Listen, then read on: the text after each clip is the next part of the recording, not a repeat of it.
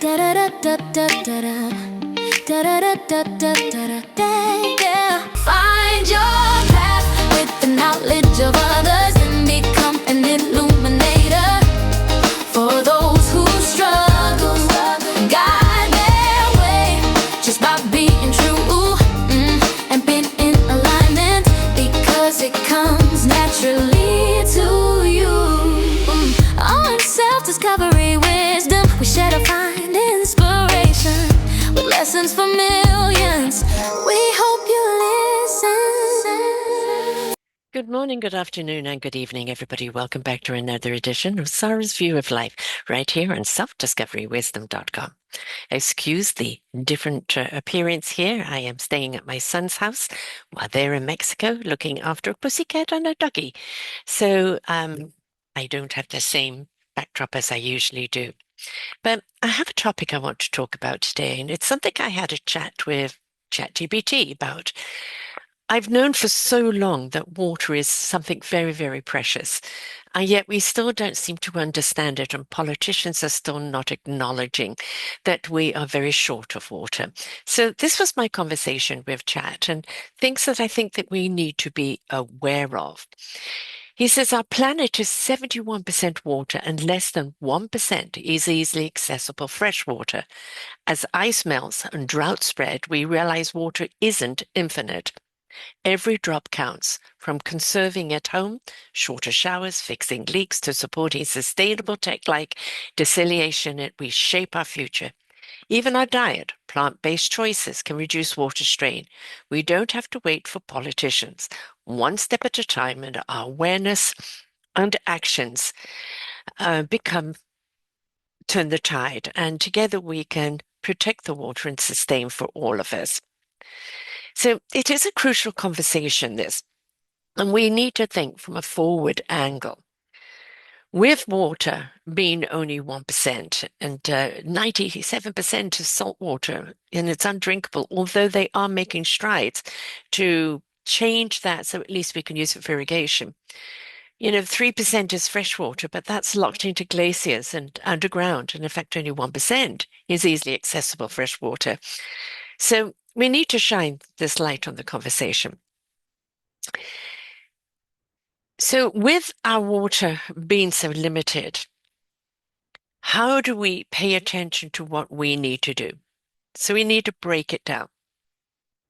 29% of the earth is land, 70% water, but not all water is the same. Salt water, we can't drink. We can't use in our fields for growing foods. We need to look at the water beneath the ground, which is happening, but unfortunately, they're extracting water from beneath the ground quicker than it can replenish. A lot of people just think it's a large storage tank, and it's not sustainable at the rate that we're going. Above ground, we rely on rivers and lakes and reservoirs, but these resources are vulnerable to drought and pollution. Protecting both what's hidden below and what flows above is crucial to our future. We're drawing significant amount in all areas. Up to a quarter of the world's freshwater use comes from underground sources. In some regions, we're pumping out groundwater faster than nature can replenish it. That is the challenge if we draw from these hidden reservoirs. We dry them up quickly. So a big part of our awareness is balancing what we take with assuring nature's time to recharge. So how do we bring this awareness around and, not become wasteful?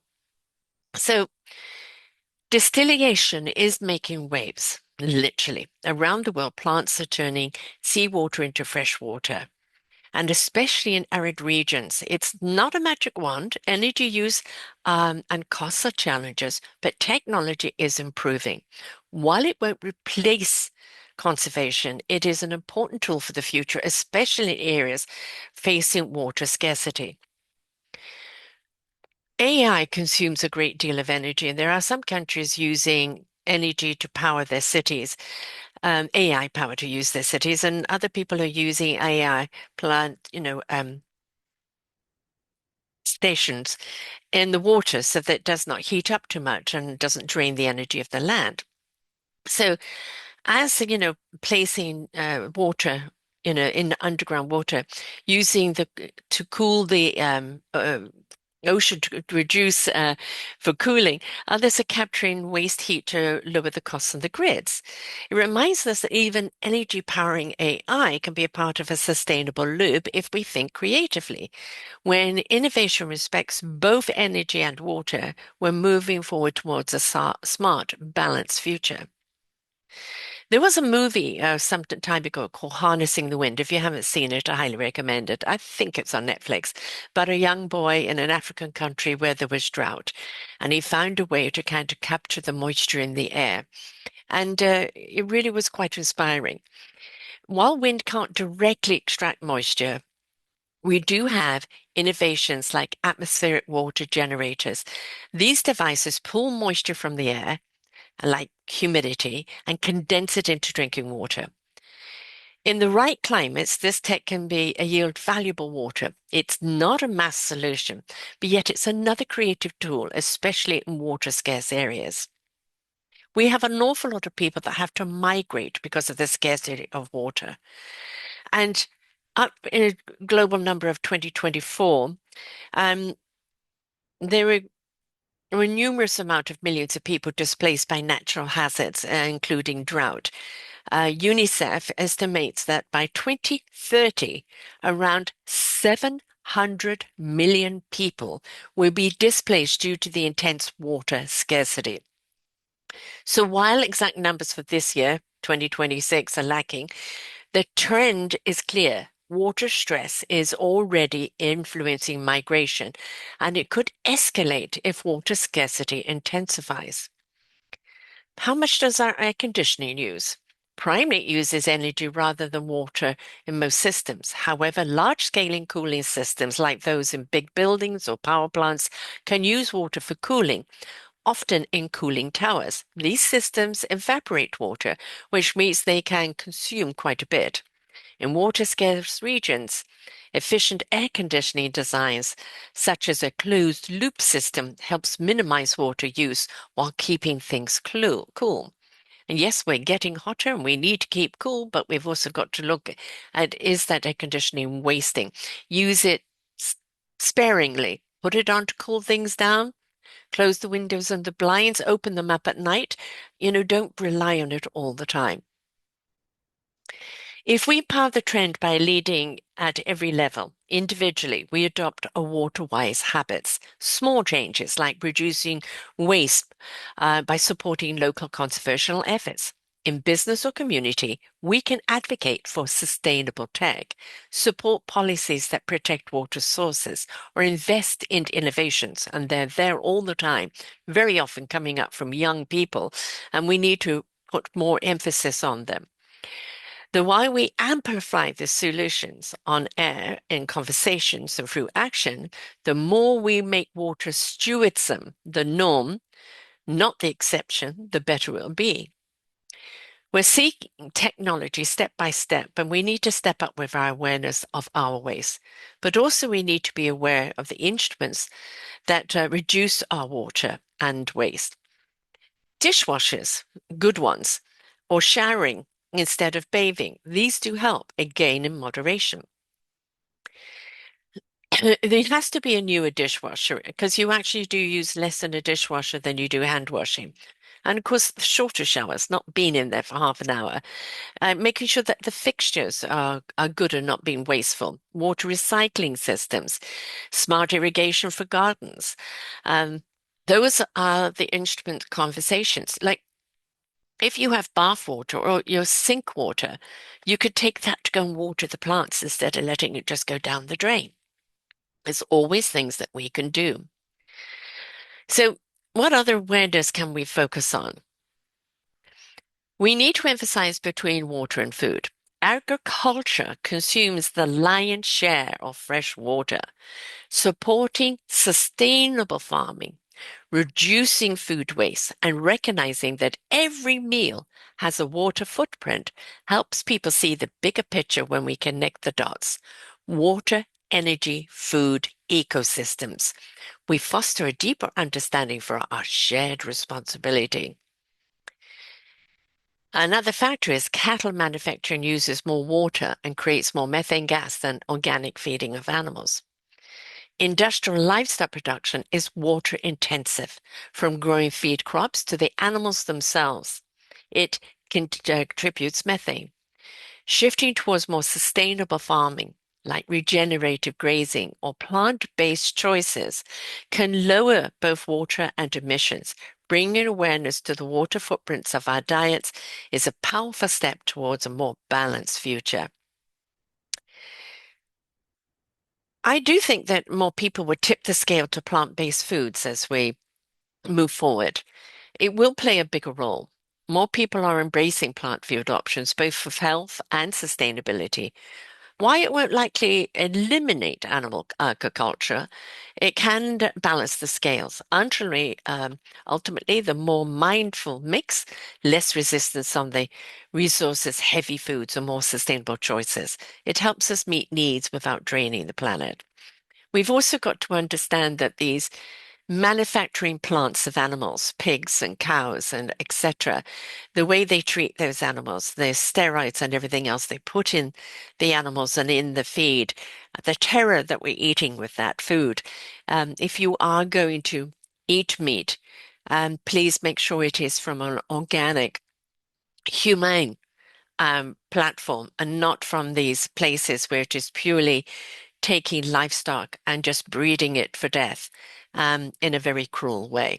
And those are the places that take more water and create more methane gas. So let's be mindful on that. So there is always a turning point, and that turning point has passed. The warnings, whether about water, climate, or inequity, are already here. The question is, how quickly do we decide to act without collective responsibility? As we see more communities directly impacted, whether through droughts, migration, or resource conflicts, as we're seeing so many more fires now, the fires seem to be hotter and more ferocious because the land is so dry.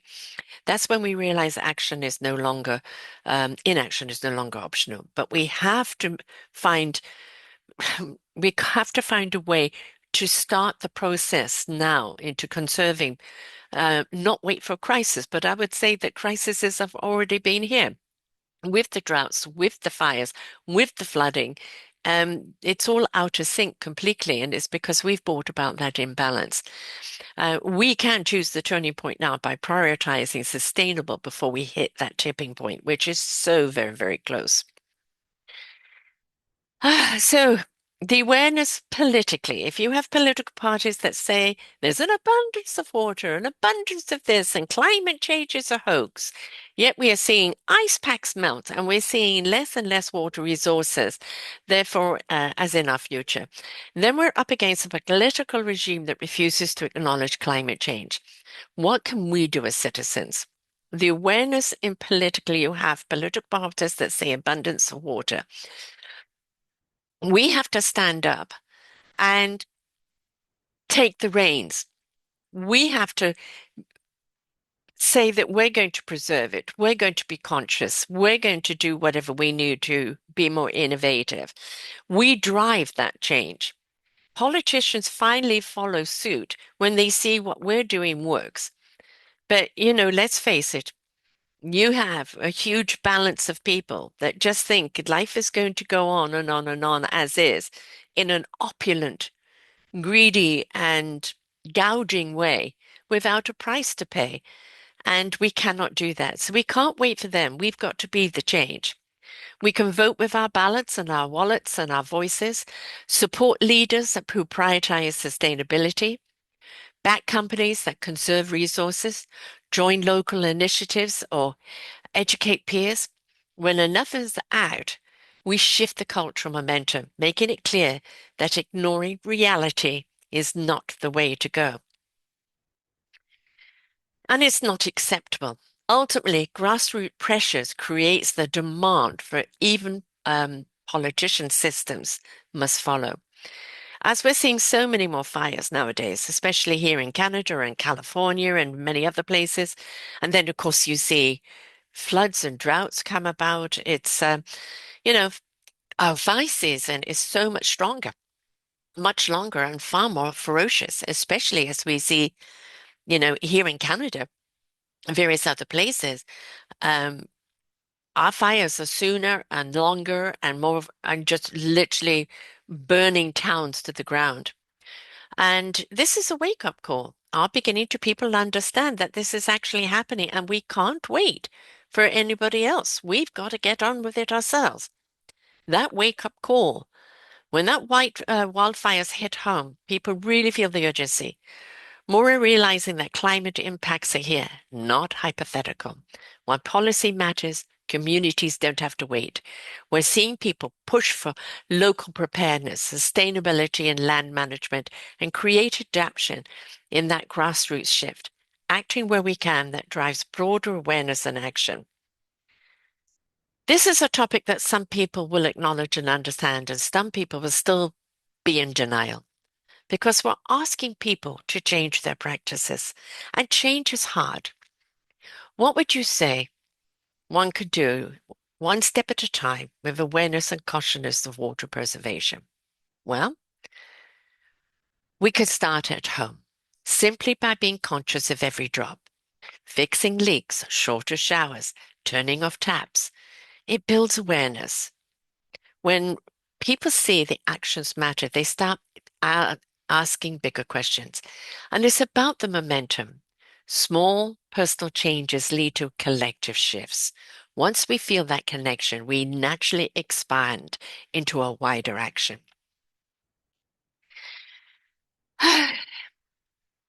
I have interviewed so many people on our Eco Solutions channel, and the one especially on Let's Get Synced.